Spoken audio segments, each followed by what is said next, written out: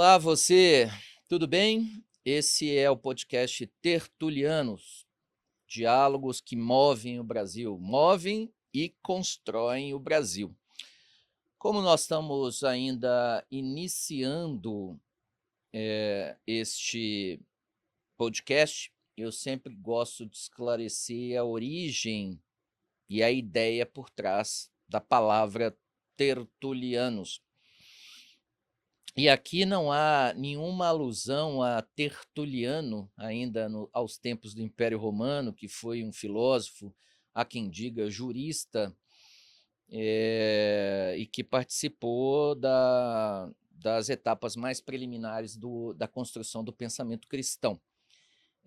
A palavra tertulianos, na verdade, vem de tertúlia, da língua espanhola, que sempre evocou a ideia de um bate-papo, um chat, um bate-papo entre pessoas do mesmo grupo familiar, com afinidades, ou de um grupo de filosofia, ou, enfim, pessoas que se reúnem para discutir temas de interesse comum. No português, inclusive, falava-se muito em patuscada, nome de um restaurante já fechado em Belo Horizonte, mas tem evoca o mesmo conceito. E aqui, numa interpretação livre, a ideia foi de tertulianos como aqueles que participam, ou que fomentam, ou que desenvolvem uma tertúlia, ou várias tertúlias, como é o objetivo, e já estamos aqui hoje no 4º episódio do nosso podcast. Hoje, com a participação de alguém também muito especial para mim, tem sido lugar comum aqui a referência elogiosa aos nossos entrevistados, lembrando sempre que essa é uma iniciativa conjunta minha, do advogado Leonardo Gandara, que hoje, excepcionalmente, aqui não comparece por estar em férias, e do promotor de justiça, doutor Lélio Calhau. Mas, evidentemente, sempre aqui estão pessoas da nossa paisagem afetiva, sentimental, e o Enio é um deles. Antes de falar um pouquinho sobre a carreira, sobre a experiência profissional, eu quero sempre enfatizar a nossa mais absoluta e restrita amizade, não é isso, Enio? Que já passa de uns, pelo menos, 25 anos, né? E, antes de qualquer coisa, eu devo ao Enio Fonseca grande parte, além da construção da minha personalidade nos últimos anos, essencialmente a minha inserção profissional no setor elétrico. O Enio é engenheiro florestal, florestal mesmo? Isso. Florestal, formado pela Universidade Federal de Viçosa, Viçosa, 1982. 1982, um ano depois da Política Nacional do Meio Ambiente, a Lei 6.938 de 1981. Mas, num rápido resgate histórico daquilo que eu conheço, e o Enio teve várias inserções, cargos e funções, principalmente na área pública, ao longo desses anos, mas me recordo agora como servidor do Instituto Estadual de Florestas, em parceria, inclusive, com aquele que hoje aqui nos abrilhantou, que é o Dr. Zé Carlos Carvalho, ex-diretor-geral dessa instituição. Depois, mais de 30 anos como funcionário da CEMIG, de onde saiu, aposentado, como superintendente na área de meio ambiente e sustentabilidade. O Enio também foi superintendente do IBAMA, no estado de Minas Gerais. É hoje um consultor ambiental, conselheiro de empresas e instituições relevantes na área ambiental. Enio, o que eu esqueci da sua história mais recente? Bom, acho que você é membro de uma série foi presidente do Fórum de Meio Ambiente e Sustentabilidade do Setor Elétrico, né? O Isso. FEMASE, né? Mas é melhor que você diga aqui o que eu me esqueci de dizer. Ricardo, a primeira coisa que eu tenho, né, a dizer é agradecer a oportunidade de que a gente possa, nesses próximos minutos, trocar ideias, conversar, tudo dentro do espírito que está por trás aí do nome do programa, né, dos tertulianos. E a coisa mais importante que eu queria dizer nesse momento é o valor que nos une. Ó, Então, bacana. a amizade é, por essência, aquilo de mais nobre que pode fazer com que as pessoas tenham interação.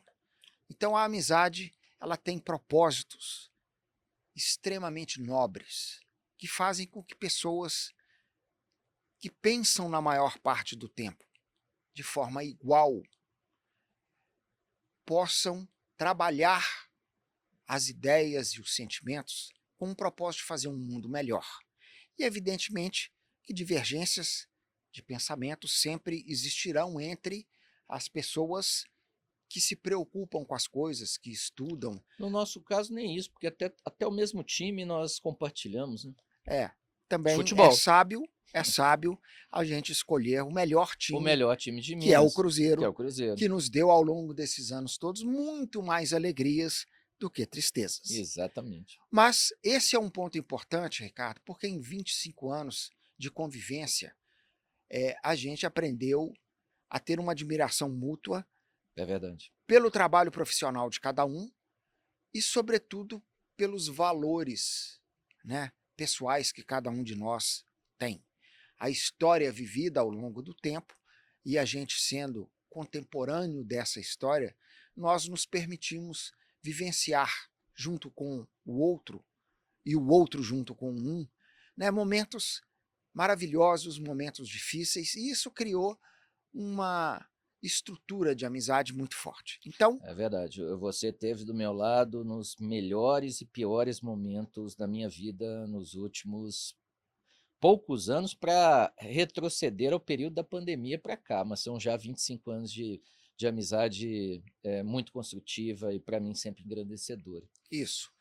E volta e meia, a gente tem tido oportunidade de participar de conversas que são organizadas por colegas nossos, por amigos nossos, em eventos similares a esse, né, que você hoje patrocina e Fizemos coordena. uma há pouco mais de uma semana, né?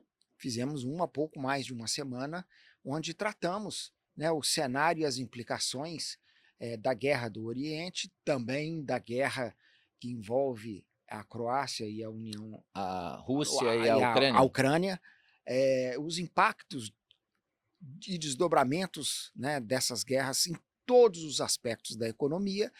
E, naquele momento, um grande amigo comum, o Maurício Fernandes, foi o patrocinador daquele rico momento. Portal direitoambiental.com. Isso.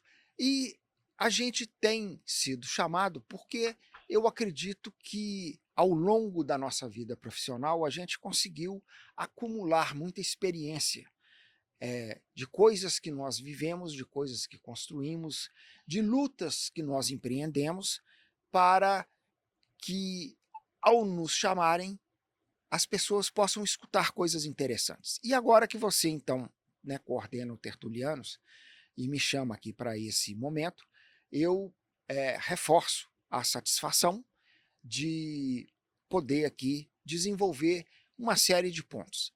Eu vou aproveitar o gancho que você me deu em relação à história e lembrar que eu, em 1977, Eu tinha 7 anos. eu fui estudar na Universidade Federal de Viçosa, num curso que ainda era um curso, à época, novo, né? A primeira turma se formou lá na Universidade Federal de Viçosa e também no mesmo ano na Universidade Federal do Paraná, em 1964. Então, o curso ele vinha, ao longo desses anos, formando seus profissionais, e eu, em 77, não sabia muito bem o que era esse curso, mas eu tinha um primo que lá estudava, e a cidade de Viçosa tinha uma questão que era muito importante. O meu bisavô, que veio da Itália, Giuliano, ele veio para construir igrejas. Ele trabalhou para a igreja brasileira durante a vida dele, desde que chegou ao Brasil, construiu 8 igrejas na Zona da Mata, todas igrejas com padrão técnico, arquitetônico, espetacular, e ele construiu também o Colégio de Viçosa. E por conta disso, alguns parentes moravam em Viçosa, eram funcionários da Universidade Federal de Viçosa, e eu fui então fazer esse curso que eu não conhecia, e confesso que foi uma escolha espetacular, porque eu me encontrei, né, sendo engenheiro florestal, a minha primeira formação, e pude estudar numa escola espetacular, uma escola referência, que naquela época era uma escola da área de ciências agrárias, mas que com o passar dos anos virou uma universidade completa, com mais de 15 mil estudantes que lá estão. Um campus fabuloso. Fabuloso. Né? E ao formar, eu tenho uma história curiosa, que naquela época, em 1982, nem todos os cargos e opções de trabalho precisavam passar por concurso público se fosse na iniciativa pública. E valia naquela época relacionamento. Isso é interessante dizer. O vice-presidente da República era o Aureliano Chaves, que era amigo do meu pai, e meu pai fez uma solicitação para que eu fosse trabalhar no IBDF à época. Seu pai era jornalista, não é Meu isso? pai era jornalista, meu pai era sociólogo, meu pai era advogado e meu pai era bacharel em turismo. Um cara que deixou uma história, um exemplo muito grande de nunca parar de estudar para isso ser uma referência. Nos tempos em que jornalismo era jornalismo mesmo, né? Hoje não é mais, sem sombra de dúvida, né? O jornalista ele desenvolvia a matéria, ouvia os dois lados, a opinião era dada na editoria do jornal, e a gente tinha uma imprensa diferente, né, de uma imprensa que a gente assiste hoje. Mas voltando à história, eu então tinha também como governador aqui em Minas Gerais o Francelino Pereira, que também era amigo do meu pai, e meu pai também fez para ele uma solicitação para que eu fosse trabalhar no Instituto Estadual de Florestas. Obtido os dois autorizos das autoridades a quem ele recorreu, eu fui trabalhar no IEF, entrei no IEF em 82, fiquei no IEF até 1989. Em 89 eu saí de lá tendo ocupado a posição de chefe de departamento de fiscalização e controle florestal do IEF, fui assessor do diretor-geral do IEF, fui para a CEMIG, construí uma carreira de 30 anos, saí de lá como superintendente, né, de gestão socioambiental do grupo CEMIG. A CEMIG não se resumia a essa empresa aqui de Minas Gerais. Tinham subsidiárias, chegaram, né, a ser mais de 100 subsidiárias, com atuação no Brasil inteiro e até no Chile. Aposentei no ano de 2019, foram 30 anos então. Estive na superintendência do IBAMA por um período de 3 anos. Ao sair da superintendência do IBAMA, eu constituí uma empresa de consultoria ambiental estratégica, Pack of Wolves, que tem uma atuação que exatamente está direcionada a soluções estratégicas, a equacionamento de questões complexas, e estive também atuando mais recentemente, durante o período de um ano, como diretor de Meio Ambiente e Relações Institucionais na empresa Sam Metais, tentando redesenhar um projeto de mina de minério de ferro de baixo teor, que fica ali nas proximidades da Dromogol, Dromogol. Fiquei bloco lá, 8. bloco 8, fiquei lá por um ano. Ao encerrar o contrato, eu deixei uma nova concepção de projeto, perfeitamente viável, se conduzida pelo grupo, para que os novos estudos ambientais que foram contratados, eles pudessem entregar as respostas de viabilidade e também para as empresas de engenharia, engenharia de processo, engenharia geológica, para ter um novo projeto que é muito importante para aquela região. Encerrado essa missão no âmbito dessa empresa de mineração, eu tenho hoje desenvolvido uma atuação que está muito ligada a escrever artigos solteiros, escrever e-books, Em parceria. escrever artigos para livro, escrever na imprensa diária e escrever em canais estratégicos importantes, como o canal Direito Ambiental, o canal Energia. E muitos desses artigos em parceria, inclusive com o amigo Ricardo, com o Décio Michelis, que é um grande parceiro, com o Felipe Nunes, que já esteve aqui também. E essa oportunidade de escrever muito e escrever coisas importantes é um compromisso e um legado que a gente deixa e fruto de tudo que a gente já vivenciou. E esse momento tem ainda também uma atuação que, por exemplo, tem você, Ricardo, também como parceiro no Instituto AME. Instituto AME. Né? Um instituto... Você é conselheiro no Instituto AME. Do terceiro setor. Sim. Né? Você é o conselheiro vice-presidente, né, do Instituto, e esse Instituto ele tem uma atuação ligada ao tema da sustentabilidade, da melhoria da qualidade de vida, nos diferentes aspectos que norteiam aí, a vida do ser humano e nos aspectos econômicos que estão ligados à energia, ao agro, à mineração e outros temas importantes. Então, o Instituto AME coroa uma visão de sustentabilidade para uma outra atuação que eu mantenho, que é no Fórum de Meio Ambiente do Setor Elétrico, onde eu fui presidente, vice-presidente e sou conselheiro, então eu mantenho uma ligação com o setor elétrico. Como setor de mineração, eu estou, né, como diretor do INTR, do Instituto Nacional de Terras Raras, que é um instituto que também tem essa pegada de ser um instituto de terceiro setor, onde esse tema está em voga e tem uma importância estratégica e uma oportunidade muito grande aí para o país. E tem uma atuação também no agro, remetendo à minha formação, né, original, a uma atuação num órgão que naquela época era ligado à Secretaria da Agricultura, que é o IEF. Eu sou o diretor de responsabilidade social e agroambiental na Alagro, Academia Latino-Americana do Agronegócio. Que estava tendo um evento, pelo que me recordo, ontem, né?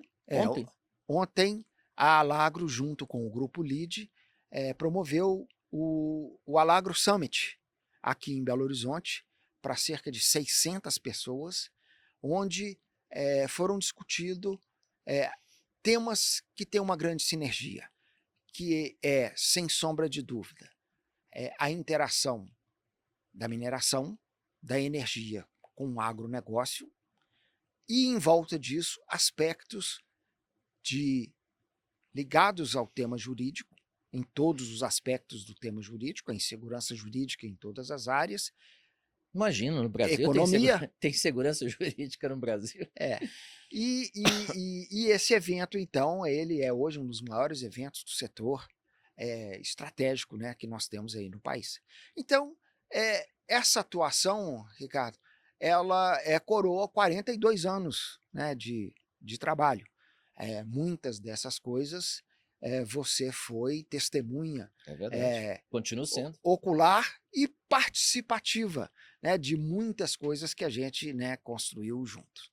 E eu tenho, né, fruto disso tudo, né, alguma coisa a contar, a deixar de legado, e tenho feito isso, sobretudo, através Das das publicações. escritas e das publicações. Maravilha. Enio Marcos Fonseca. Eu sempre brinco, me recordo de um grande professor que tive, ainda aos tempos de banco da graduação da Faculdade de Direito da UFMG, que era um, alguém que cultivava a doutrina jurídica alemã,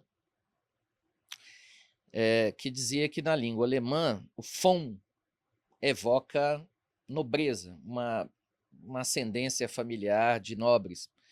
Então tem o Otto von Bismarck, von, né? Mas o som é von. Me lembro, eu que sempre gosto dos temas militares, né? O coronel Klaus von Stauffenberg, né? Que foi artífice aí de uma das tentativas de derrubada do regime nazista. Até hoje ainda existe um monumento no local em que ele foi fuzilado, em homenagem, né, a ele que valorizava a honra do exército e combateu o regime fascista. E eu me recordo dessa história porque é muito engraçada, né? Então dizem que Hermes da Fonseca, militar e presidente do Brasil entre 1910 e 1914, lembrando que 1914 foi o início da Primeira Guerra Mundial, mas quando Hermes da Fonseca soube dessa sonoridade do Fon, ele se sentiu um nobre, né? Disse, então, eu sou nobre, Hermes da Fonseca. Então, Enio Fonseca certamente tem uma nobreza no seu espírito e no seu nome. Enio, Se você me permite, por já favor. que falou Fonseca, eu quero dizer o seguinte: a família Fonseca, ela é única no Brasil. Ela chegou da Europa por Recife. Olha, não sabia. Um ramo desceu pelo litoral até o Rio Grande do Sul e um outro ramo de origem portuguesa, de origem portuguesa, e um ramo desceu italiano. pelo Brasil Central. Uhum. O Marechal Hermes da Fonseca é um dos parentes Fonseca, né, que eu tenho. Lembrando do Deodoro da Fonseca, todos primeiro presidente republicano. Todos os Fonsecas têm uma ancestralidade comum. Somos todos parentes. E a gente observa isso quando entra naqueles sites Heritage, que Sim, fazem tem, né, o trabalho de pesquisa dos parentes e tudo, a gente consegue, né, identificar a quantidade de Fonsecas que a gente tem aqui como parentes aqui no Brasil. Enio, nos ajude a tentar compreender o cenário atual da questão energética. Eu tenho sido repetitivo e até enfadonho ao sempre destacar a dificuldade, que eu acho que não é minha, não é da minha geração, não é da sua, e olha que nós não somos tão distantes assim em termos de faixa etária, mas nós dois viemos de um mundo analógico, né? Num mundo em que a televisão se trocava o canal com um clac, clac, clac, tinha que levantar da cadeira para trocar.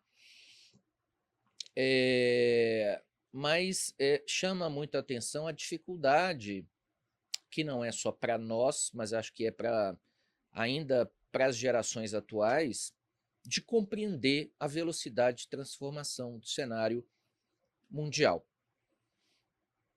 Acho que não vem ao caso discutir os fenômenos de natureza sociológica, filosófica, mas é inequívoco, né? Acho que nós estamos num período de transição da humanidade, em todos os aspectos, tecnológica.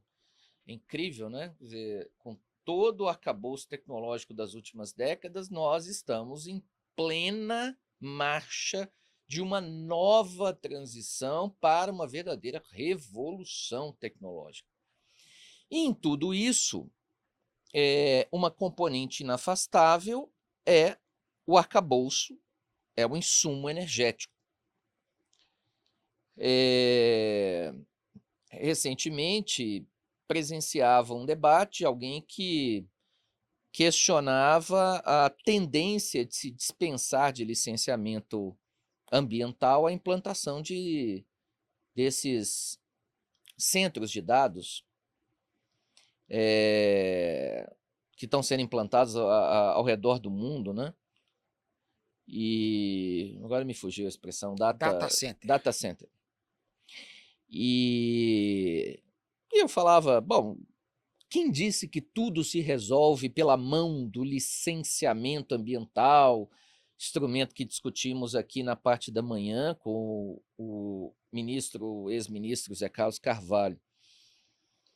Mas alguém me lembrou, refutando o que eu falei, do uso intensivo de recursos naturais, especialmente de energia e de água, na operação dos data centers, que nos faz questionar se, de fato, a economia digital é tão melhor do que a economia real, que depende de pé no chão, depende da extração, beneficiamento e uso dos recursos naturais, num formato que talvez a humanidade conheça desde da Revolução Industrial.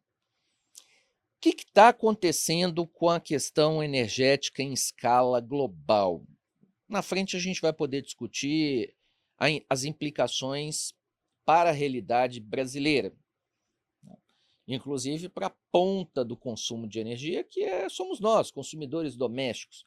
Mas o que está acontecendo com a energia no cenário internacional? Quer dizer, teve a invasão da Ucrânia, e olha que Ucrânia e Rússia são dois grandes players mundiais na geração de energia, talvez a Rússia mais ainda, porque a Rússia é um dos grandes, eu não diria que é o maior, mas talvez a Rússia tenha as maiores reservas de petróleo, mas, curiosamente, o maior produtor de petróleo do mundo são os Estados Unidos, né? Maior do que o Oriente Médio, produtores e consumidores.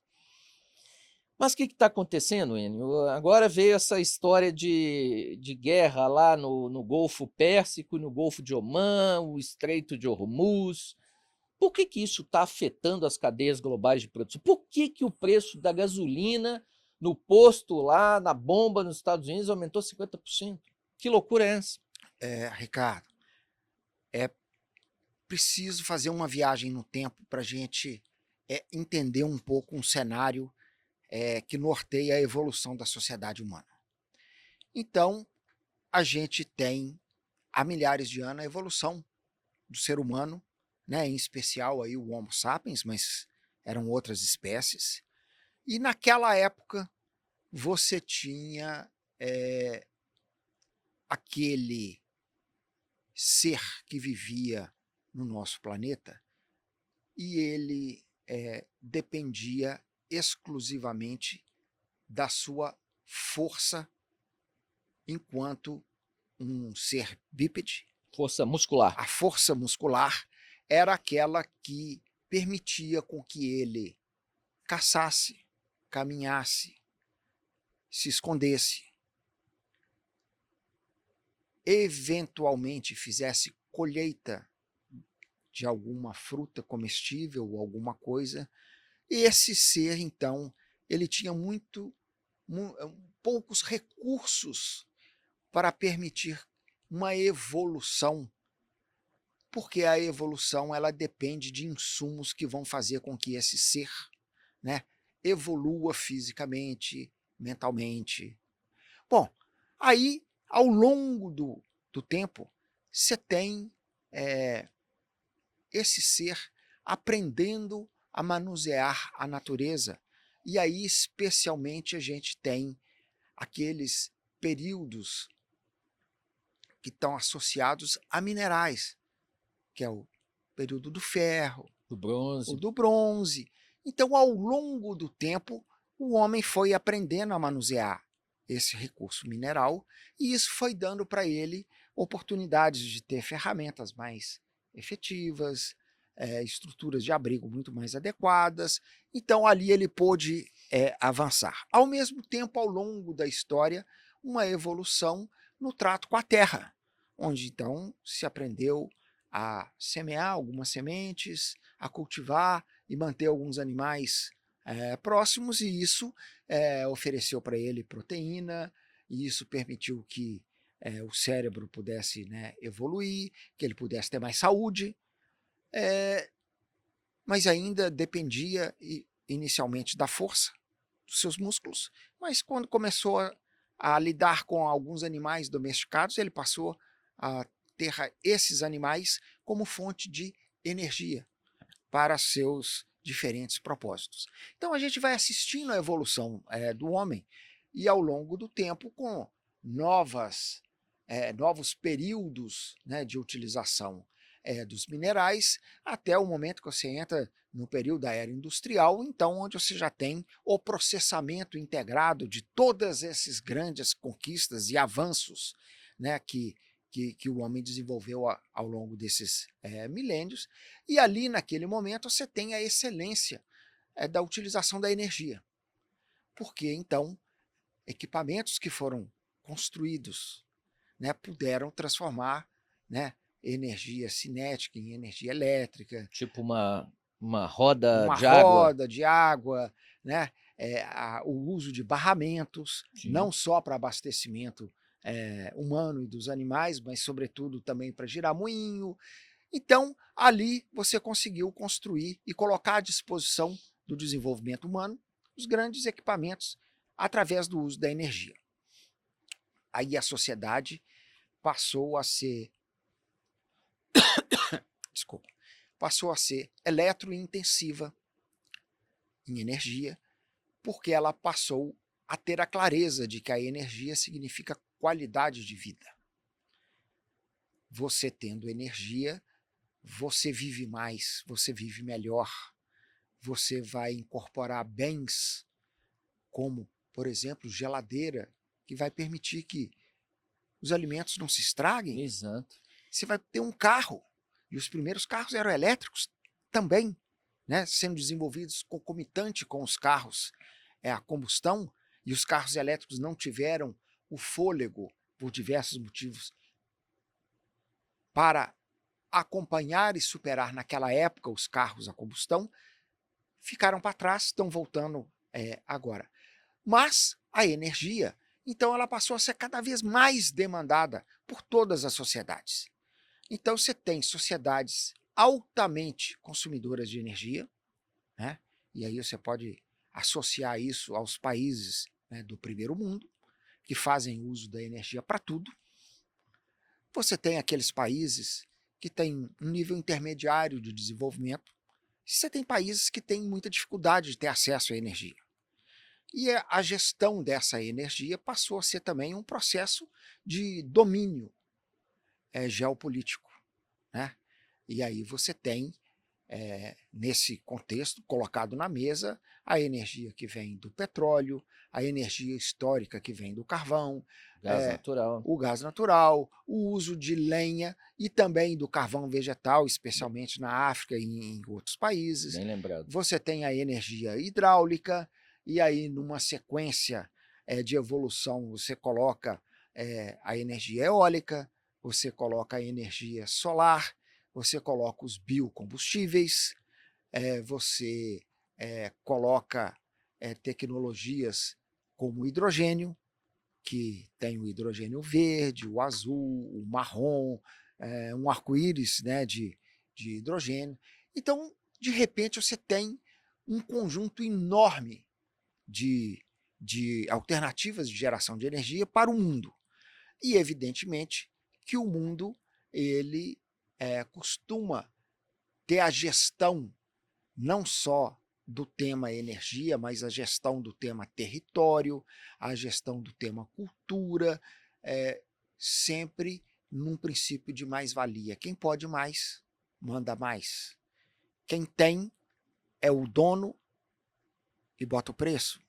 E foi por isso que até a década de, talvez, 90, de alguma forma isso se resvala até nos tempos atuais, havia tanta intervenção do Ocidente na região do Oriente Médio, no sentido de ter protagonismo da fonte primária energética ligada aos combustíveis fósseis? E aí é preciso entender que aquele combustível mais abundante no mundo são os combustíveis que estão associados ao petróleo, o gás natural e o carvão. Mas como assim? Na década de 70 eu ouvia dizer que antes da virada do milênio as reservas iam acabar. Não acabaram, não? Esse é uma das premissas, né, colocadas por aqueles que gostam de fazer prognósticos, né, alarmistas. O petróleo sempre foi a base, né, do desenvolvimento econômico dos países, seja por eles serem detentores de grandes volumes em seu subsolo e faziam exploração, beneficiamento, seja pelo fato de que eles vendiam. E aí você tem algumas regiões do mundo que detêm, né, um volume enorme de petróleo no subsolo. O Oriente Médio é um deles. A Venezuela é outro país que tem. O próprio Brasil tem uma boa quantidade, né, de subsolo no seu subsolo. A Noruega tem. E na plataforma continental. Nos Estados Unidos. Esses países que detêm, né, esse insumo, eles passam a ter isso como um grande instrumento de natureza política e econômica. E aí você tem a Constituição da OPEP, onde então eles se reúnem para regular preço, regular produção, e o cenário de que uma economia baseada especialmente neste insumo, e isso é uma verdade quando se olha a matriz energética mundial, o tanto que representa, né, percentualmente o petróleo, o carvão e o gás natural ao longo dos anos, isso mostra que eles foram, são e ainda serão importantes insumos que o ser humano vai continuar, por mais que se deseje fazer transição energética, net zero, e diminuir e acabar com essas fontes até o ano 2035 ou 2050, mas não vai se conseguir. Por quê? Porque o petróleo, por exemplo, ele tem mais de 6.000 subprodutos 6.000? que sustentam tudo nas atividades econômicas do homem. Inclusive a agricultura? Inclusive agricultura, setor farmacêutico, setor de guerra, ureia. Então, se você acha que você vai acabar com o petróleo por conta da energia, nenhuma outra fonte produz nada dos 6.000 produtos que o processo químico, né, de desdobramento do petróleo e do gás natural oferecem ao ser humano. Então nós vamos ter que continuar, né, produzindo petróleo e evidentemente que vamos buscar, e o Brasil é uma referência nisso, né, outras fontes que possam reduzir esse percentual dentro da matriz. E aí vem a história das fontes renováveis. Mas aí, voltando à história, né, essa crise que nós estamos vivendo agora, né, fruto da guerra nova do Oriente, com a invasão dos Estados Unidos e Israel ao Irã, e um pouco antes, 2 anos, né, que envolve a guerra da Ucrânia com a União Soviética, as duas têm grandes impactos. E uma, com certeza, foi promovida por uma questão essencialmente geopolítica, que é a invasão da Rússia, né, à Ucrânia, e a outra por um aspecto também de natureza geopolítica e econômica, que é o petróleo. Não acreditamos que o petróleo não seja a grande razão pela qual os Estados Unidos, né, promoveu essa invasão, mas lembrando também que tem um componente de geopolítica, especialmente no interesse do governo, né, de Israel, por conta das questões de conflitos existenciais entre eles. Mas há talvez também nisso tudo uma espécie de retorno da clássica política de contenção, né, que era característica da bipolaridade Estados Unidos-Ocidente, OTAN, União Soviética. E talvez nisso tudo esteja recados e já um avant-première aí de uma potencial disputa militar entre os dois grandes players mundiais hoje, Estados Unidos e China. Pois é. esse movimento, né, recente, ele não é o primeiro. Nós tivemos pelo menos 2 grandes guerras do Golfo ao Isso. longo do tempo. Uhum. E essas guerras que já aconteceram também tiveram patrocínio dos países, podemos chamar imperialistas, ou os países Países centrais. da primeira economia, que invadiram, né, os países, e as guerras anteriores elas também acabaram por criar conflitos entre os próprios países da região. E com isso, naquela época, nas 2 épocas que isso aconteceu, o preço do petróleo disparou, e isso impactou severamente a economia, né, mundial em todos os aspectos, aumento de juros, o aumento do custo de combustível, o impacto disso nas atividades do agro, nas atividades de transporte, nas atividades de produção, e o mundo acabou, ao longo do tempo, se ajustando à crise e ao pós-crise, até a nova crise, depois a outra pós-crise, e até agora, nesse momento que a gente tem, então, uma nova crise. Essa questão hoje, ela tem a clareza de um impacto muito grande, que é o seguinte: por ali não passa apenas petróleo, né? Você tem ali naquela região o trânsito de um conjunto enorme de outros produtos, bens, que transitam, né, por aquele estreito lá de Hormuz, e que levam e trazem produtos de toda a natureza. E isso, com a guerra e com o fato do estreito estar, né, fechado, né, você vai tendo uma cadeia de impactos que vão chegar em toda a economia mundial, e as consequências disso elas vão ser sentidas no aumento do custo daqueles principais produtos que estão vinculados a esse impacto da guerra. Os produtos de natureza que vão atender às demandas do agro, eles aumentam de preço. Aumentando de preço, se você não puder comprar porque não consegue também tirar porque o estreito está fechado, vai faltar insumos para a produção agrícola, você vai produzir menos e o preço das coisas vai subir. O preço da gasolina vai subir, o preço, né, dos derivados, né, vão subir, o preço da comida no supermercado, né, vai subir, e esse é um cenário que vai estar permeando todos os países do mundo, porque ninguém se iluda de que esse cenário ele vai se resolver a curto prazo, porque tudo indica que o conflito ainda vai durar um bom tempo, haja visto a beligerância de todos os que estão lá envolvidos. Mas isso tudo coloca, de novo, né, o tema energia como pauta prioritária de toda a sociedade, porque quem tem na fonte petróleo, na fonte gás natural, e lá a gente não tem o carvão que é utilizado nos outros países da Europa e do próprio Estados Unidos, da Ásia, mas basta o impacto de petróleo e de gás natural para você afetar toda a economia internacional.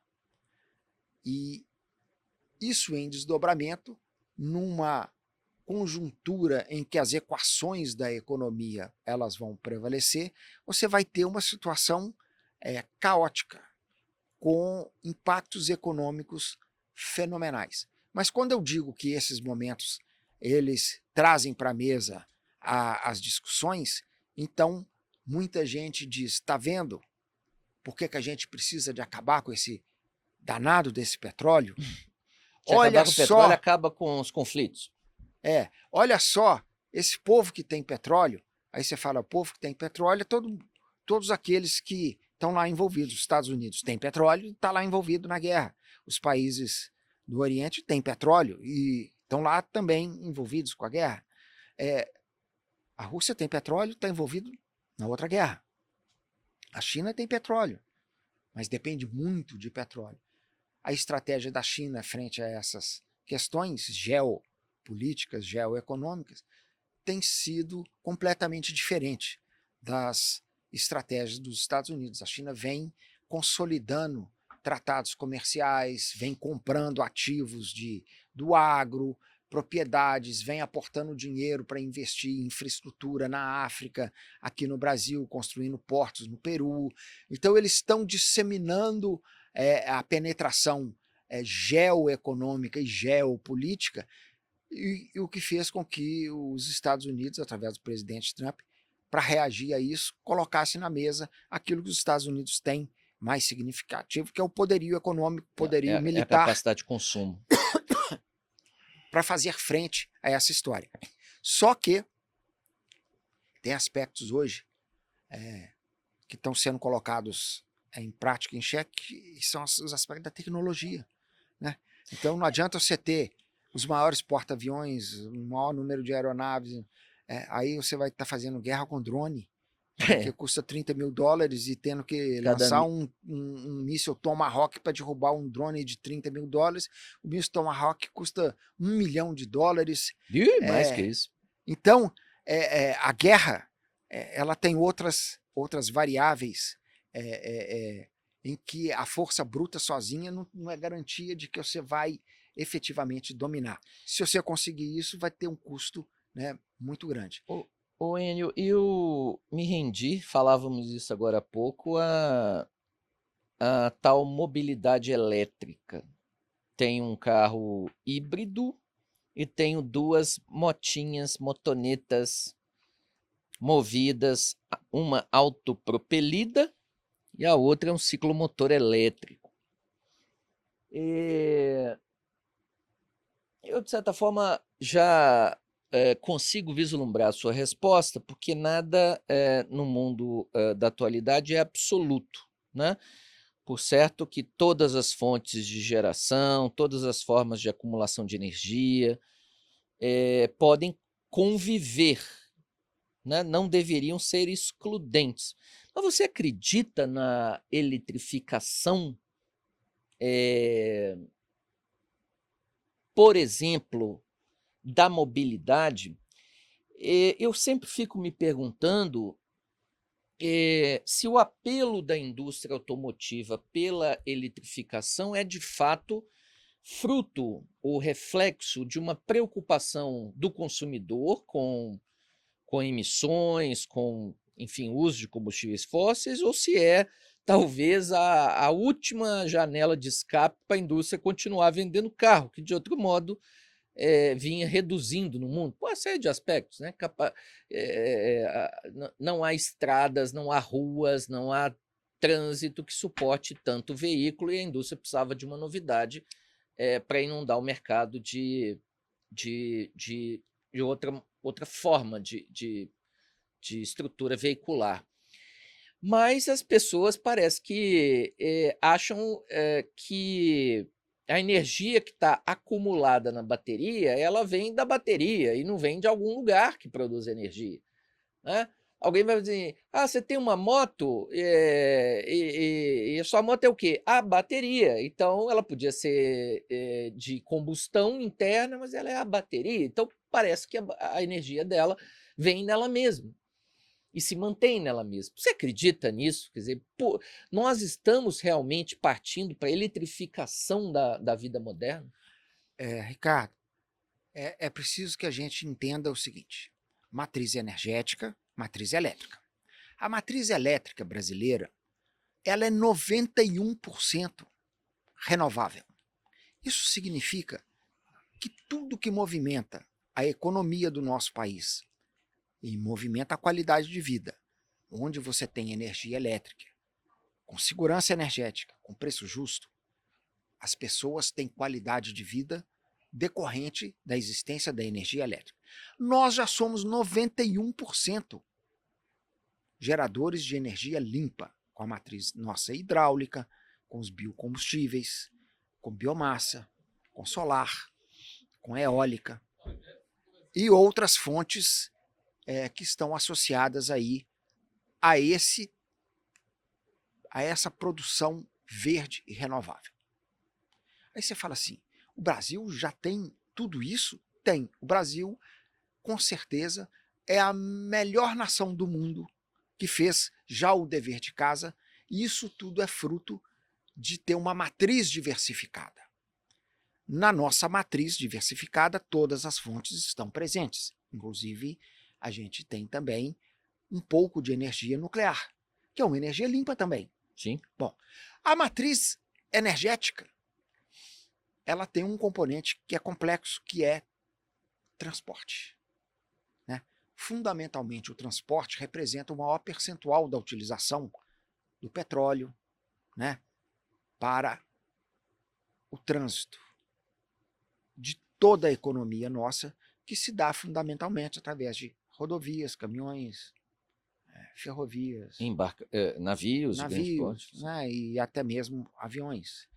Então, quando você coloca o componente, né, elétrico como uma solução para essa história, e a gente vem assistindo isso num crescente, é preciso reconhecer que, sem sombra de dúvida, a energia elétrica ela tem muito mais vantagens quando comparada com a energia fóssil, e ela vai avançar ainda bastante.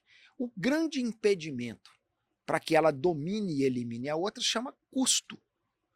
Porque o custo do petróleo continua sendo um custo economicamente muito atrativo para toda a sociedade mundial. Se você chegar para o morador da Europa no inverno e perguntar se ele quer calafetar a casa dele com a energia elétrica, que no final das contas vai vir de uma usina térmica dele, mas vai chegar na casa dele com uma elétrica, ou ele vai colocar direto a energia do carvão ou do petróleo para gerar essa energia e colocar na casa. Essa aqui vai ficar mais barata do que essa aqui, e ele vai optar por essa aqui, que tem um custo menor. Perguntar para o industrial se ele quer uma fonte elétrica intermitente, sem segurança de que ela vai funcionar às 24 horas por dia, porque o sol vai embora, o vento acaba, ou ele quer uma fonte segura, ele vai querer a fonte segura.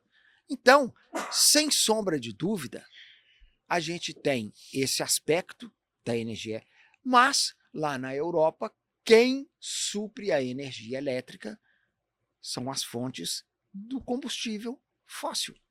Aqui no Brasil é diferente. Quando você liga na sua tomada para carregar o seu carro, a sua motoneta, a sua fonte de energia que está ali é 91% verde.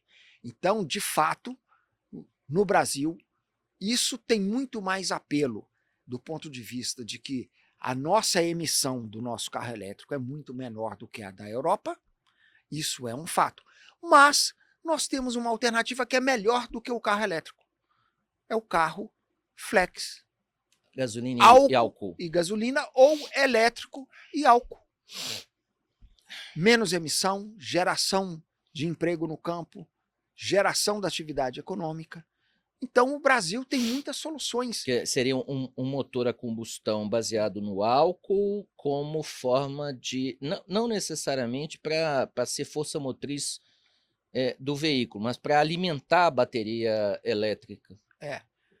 O meu filho tem Ou ambos. uma Volvo que é elétrica e que utiliza o combustível. Né? Essa composição elétrica e combustível faz com que o carro tenha uma economia espetacular no aspecto do combustível, de entrar no posto e completar, quando ele faz a utilização cinética dos dois. A Geely, que inclusive você me ensinou isso, né? É dona desse ativo minerário, e onde você era diretor de sustentabilidade e relações governamentais, está ofertando no Brasil versões totalmente elétricas e híbridas que chegam, a combinação dos dois motores, a uma autonomia de quase 1.300 quilômetros. A Leapmotor, que é do grupo Stellantis, né? Fiat, Jeep e outras tantas, Citroën, já tem uma abordagem um pouco diferente, em que o motor a combustão alimenta a bateria, ele não é tracionante. Enfim, fazendo cor ao que você está dizendo aí. Mas eu não sei, sabe, na contabilidade disso tudo, eu fico em dúvida se a sociedade está ganhando ao rodar num carro elétrico. Efetivamente, o chinês está conseguindo colocar um carro eletrificado no Brasil a preços muito competitivos, que vão ter consequência no mercado nacional, na produção nacional. Muita gente vai para a rua, vai perder o emprego para a força das montadoras chinesas. Sem esquecer que metade, ou às vezes um pouco mais, do preço de um carro no Brasil é imposto. Imposto. E as pessoas não têm noção do que isso representa. Acham que é caro, o carro é caro. Nos Estados Unidos, eu acho que o imposto único sobre um veículo é de em torno de 5%. Aqui chega a 40%, às vezes 50%. Mas você lembrou bem do pró-álcool, né? Era a nossa vida na década de 80. Aliás, quase chegava a índice de 90 e pouco por cento da produção de veículos das montadoras tradicionais já saía de fábrica álcool. Não tinha híbrido naquela época, era álcool. O carro a gasolina era a menor parte, todo mundo foi para o álcool. E aí, por razões diversas, que devem ser perguntadas aos governos que sucederam a formatação do pró-álcool, nós perdemos esse programa. Ainda existe, né? Enfim, o carro híbrido ainda manteve a sobrevida do carro a álcool, né? Híbrido flex, melhor dizendo. Isso. Né? Mas eu sempre... já tivemos aqui o Augusto Machado, presidente do Sindicato Intermunicipal de Geração, Transmissão e Distribuição de Energia. Hoje, o próprio doutor Zé Carlos Carvalho, ex-ministro, com quem você divide aí não só a origem profissional, mas também de amizade.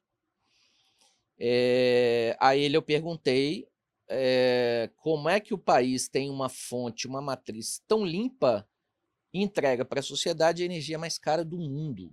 Me refiro exatamente à energia elétrica na ponta do consumo do consumidor individual final. O industrial é o mesmo problema. Muitas fábricas eletrointensivas, a cadeia do alumínio, por exemplo, praticamente fechou no Brasil. Ainda resta, né? Ainda no interior de São Paulo, em Barcarena, no norte do país. Mas como é que a gente consegue viver nesse paradoxo? Também a carga tributária que faz com que a nossa energia seja tão cara? Ricardo, é muito interessante porque, no final das contas, você tem coisas que são pontos de corte, né, para a decisão da sociedade. Uma delas, e isso serve para todas as questões que a gente queira colocar na mesa, é preço. Então, preço é uma coisa que faz com que a sociedade viva um dilema entre escolher o que é mais barato, o que é mais caro, e medir, né, num contexto que vai além do dinheiro, você escolher, por exemplo, uma fonte A ou uma fonte B que tem preços, né, diferentes.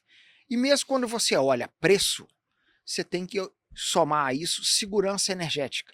De nada adianta eu ter uma coisa que tem preço barato, mas a segurança energética dela está contaminada por falhas.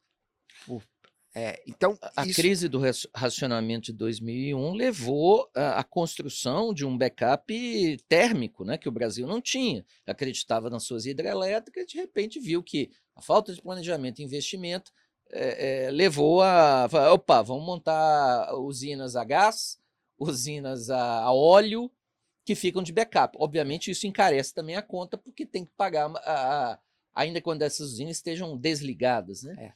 E além desse aspecto, a segurança. Segurança energética. O preço e a segurança.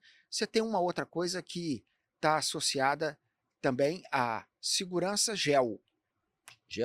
Geo no sentido de geopolítica. Sim. Aí você fala assim, o nosso álcool precisa passar pelo Estreito de Hormuz? Não. O nosso petróleo precisa passar pelo Estreito de Hormuz? A não ser aquele que você está exportando mas aí você vai buscar a alternativa do navio levar para outro lugar. Mas nós estamos distantes da guerra, e isso chama também um componente da segurança energética, se não está envolvido em conflitos. Pois E o é. Brasil tem uma posição muito boa. E a E terceira e última coisa, que é o seguinte, quando você faz balanço de emissões de todas as fontes, você pode encontrar situações muito interessantes. Eu amo energia eólica.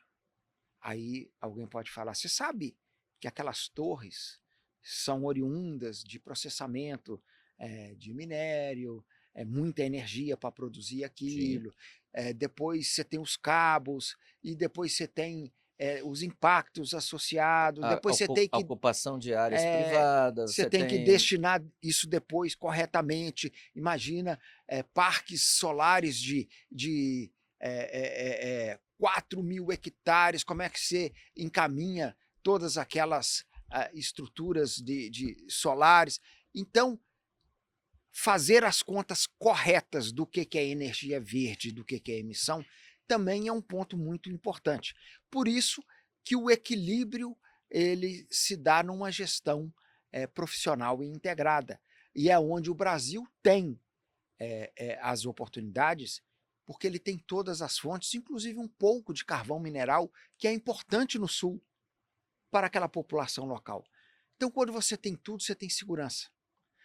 E nós temos uma energia realmente muito cara por conta de que o governo, e aí é o governo executivo e também é o governo legislativo que cria impostos o tempo todo, você pega uma conta e vai ver que o percentual de impostos e tributos de uma conta de encargos. energia em cargos é um dos maiores do mundo, e é por isso que você tem uma energia limpa em 91% e paga a mais cara do mundo.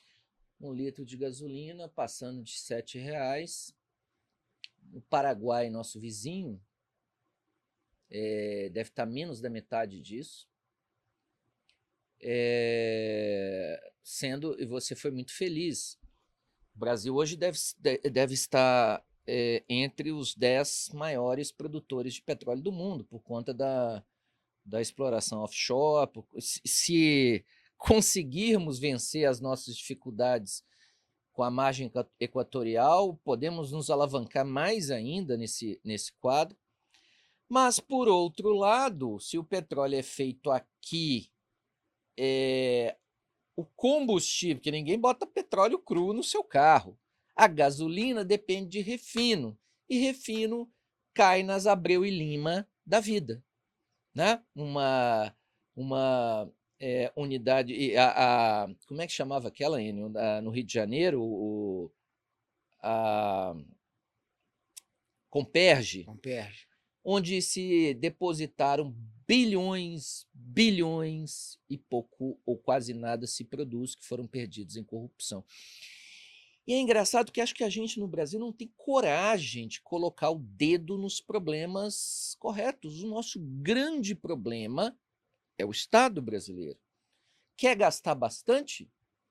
Beleza? É uma opção do poder público, é uma opção da sociedade. Só que isso tem um preço a se pagar, com a energia e o combustível mais caros do mundo.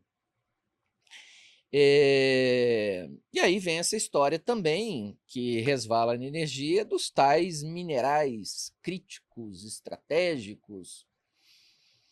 É curioso, né? Porque a linguagem, o contexto e talvez em alguns cenários as conveniências vão modulando as coisas para um lado ou para o outro, né? Então, ao mesmo tempo que se demoniza a mineração no Brasil, alguém suscita a necessidade de fomentar a mineração em alguns setores, né, que envolvem a cadeia de aproveitamento desses minerais. Será que não tem impacto ambiental a exploração, a lavra dessas Quantos são eles? São 17 elementos, né? Alguns deles, talvez uns 4, 5, que tenham propriedades magnéticas, né? Que importam aí a estruturação dos motores elétricos alimentados por baterias. E aí, não tem impacto ambiental? Ricardo, com certeza, né, o tema minerais estratégicos, terras raras, mereceria um novo programa para a gente poder discutir as nuances, porque atrás deles você tem aquele conceito que existe na agricultura também, que é commodity, que é a exploração e a exportação, especialmente do minério de ferro, mas tem ouro, tem tudo, sempre num conceito de commodity, e as terras raras chegam dentro desse mesmo cenário. Você pode conseguir vencer a resistência da sociedade, a resistência do Ministério Público, dos agentes de controle, dos órgãos ambientais, que podem impedir e dificultar a implantação de novas frentes de lavra de minerais estratégicos.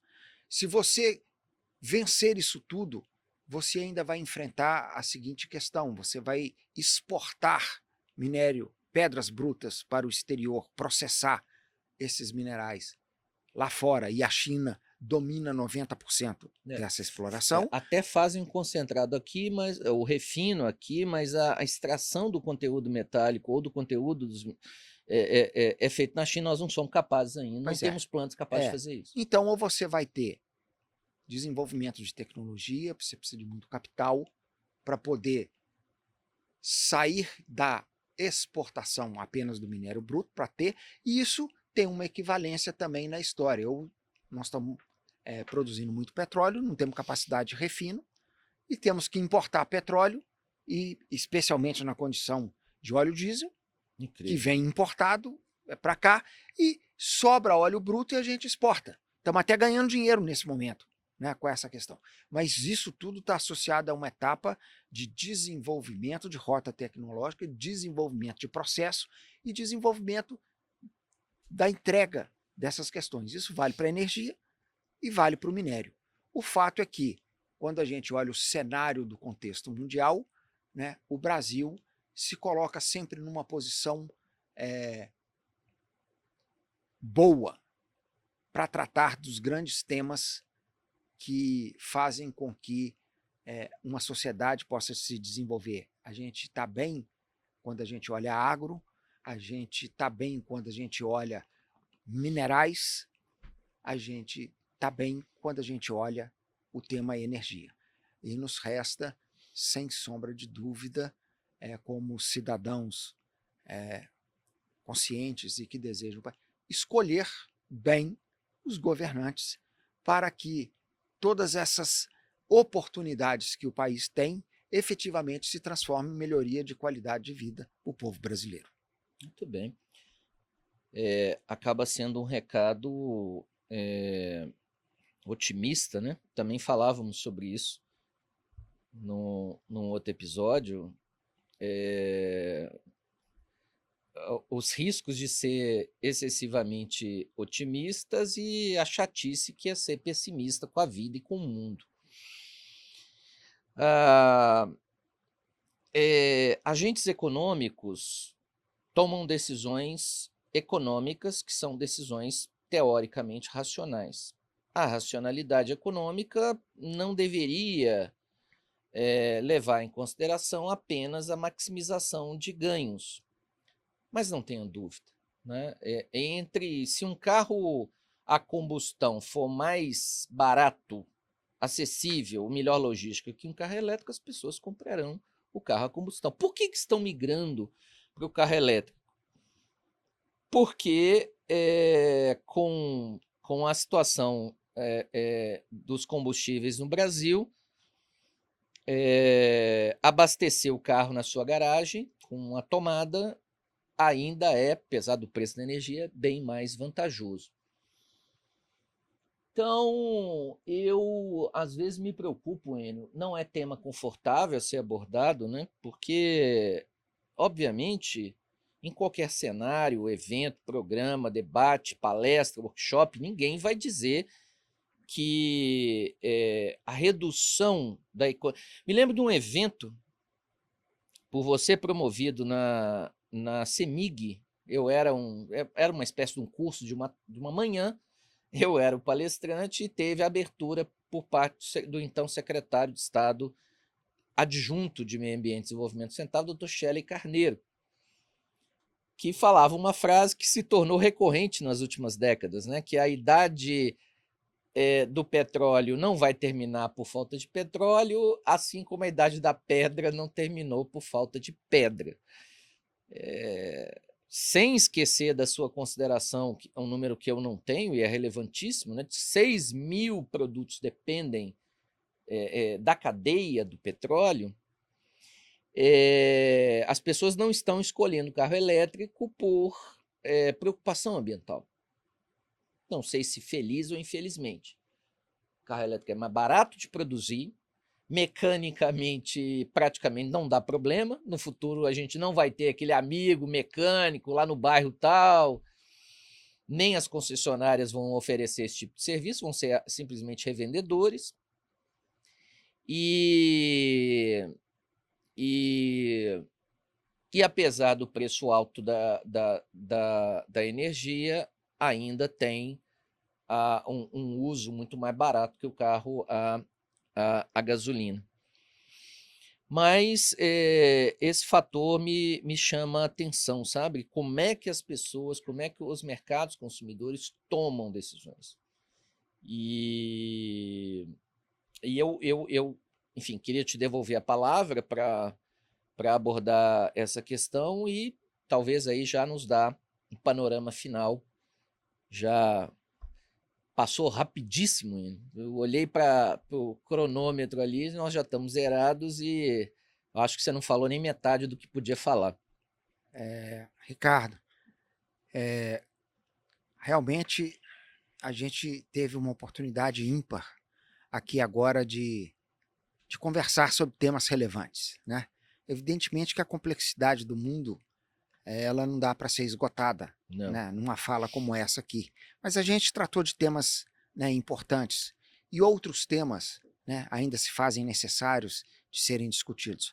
Mas o programa Tertulianos ele é de natureza, né, permanente, ele está aberto para novas conversas e quando você quiser, né, tratar de novos temas de uma maneira individualizada ou acompanhado também de alguns outros amigos e outros profissionais, a gente está à disposição. Eu queria dizer que, sem sombra de dúvida, o Deus Preço, que é filho do Deus Mercado, ele é realmente aquele que tem uma importância, né, muito grande nas decisões, nas tomadas de decisões. Quando você vai no supermercado, você vai cotejar um produto e outro preço. Que ainda costuma ser mais eficiente do que o Deus Estado, né? Esse é perigoso. Então a gente assiste essa história, né, da chegada dos carros que têm vindo eletrificados, especialmente, né, e principalmente da China, e eles chegam e as pessoas estão comprando porque eles estão chegando com financiamento sem juros de 3 anos. É verdade. Com preço mais em conta do que os carros tradicionais das montadoras tradicionais. Com muito mais tecnologia. Por isso que as pessoas estão comprando.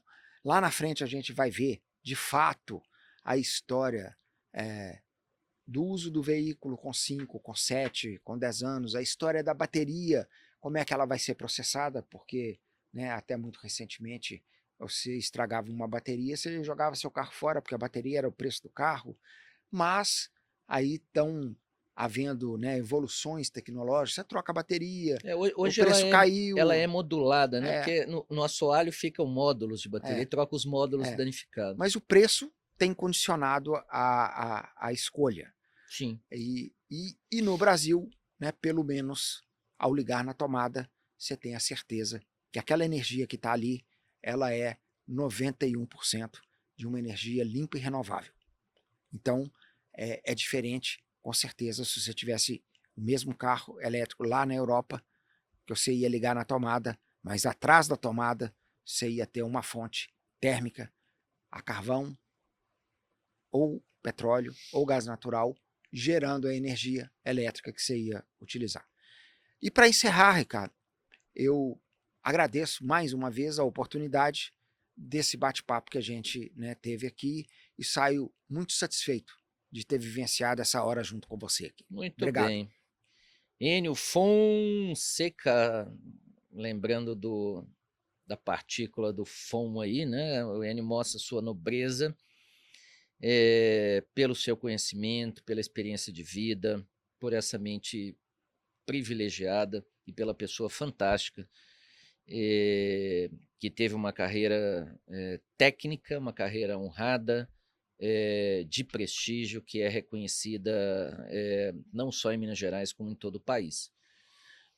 Eu quero tê-lo muito em breve, Ennio, talvez numa oportunidade que nós possamos discutir a temática do clima, que de alguma forma perpassa as fontes de geração limpa ou influencia ou condiciona essas fontes no Brasil. Lembrando sempre que o Tertulianos não é um podcast jurídico, nós temos como objetivo discutir os problemas da atualidade, tecnológicos, filosóficos, de natureza, enfim, né, que de alguma forma compõem aí o substrato da sociedade moderna. Então, mais uma vez, agradecer imensamente a sua presença, o tempo que você nos dedica e aos nossos ouvintes nessa tarde. Muito obrigado. Um abraço então, Ricardo. Obrigado.